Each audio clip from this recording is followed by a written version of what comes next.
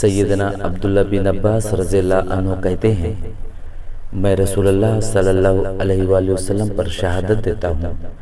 کہ آپ صلی اللہ علیہ وآلہ وسلم نے عید میں خطبہ سے پہلے نماز پڑھی ہے، پھر خطبہ ارشاد فرمایا، پھر آپ صلی اللہ علیہ وآلہ وسلم کو یہ خیال ہوا کہ عورتیں آپ صلی اللہ علیہ وآلہ وسلم کی آواز نہیں سن سکیں، اس لیے آپ صلی اللہ علیہ وآلہ وسلم ان کے پاس آئے، ان کو واعظ و نصیحت کی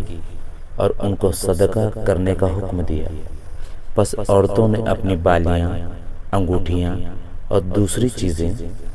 سیدنا بلال رضی اللہ عنہ کی جھولی میں ڈالنا شروع کر دی۔ سیدنا عبداللہ بن بصر رضی اللہ عنہ سے مروی ہے، وہ کہتے ہیں، کافی عرصہ ہو گیا کہ میں نے ایک بات سنی تھی، جب تو 20 یا اس سے کم یا زیادہ لوگوں میں ہو اور پھر ان کے چہروں کو غور سے دیکھے، اگر ان میں تجھے ایک چہرہ بھی ایسا نہ لگے کہ اللہ تعالیٰ کے لیے جس کی تعظیم و تکریم کی جاتی ہو، تو جان لینا کہ ایمان کمزور پڑ چکا ہے۔ حضرت عبداللہ بن عمر رضی اللہ عنہما سے روایت ہے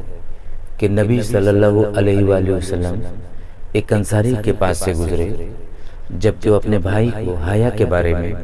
واعظ کر رہا تھا، تو رسول اللہ صلی اللہ علیہ وآلہ وسلم نے فرمایا، اسے چھوڑ دو، بلا شبہ حیا ایمان سے ہے۔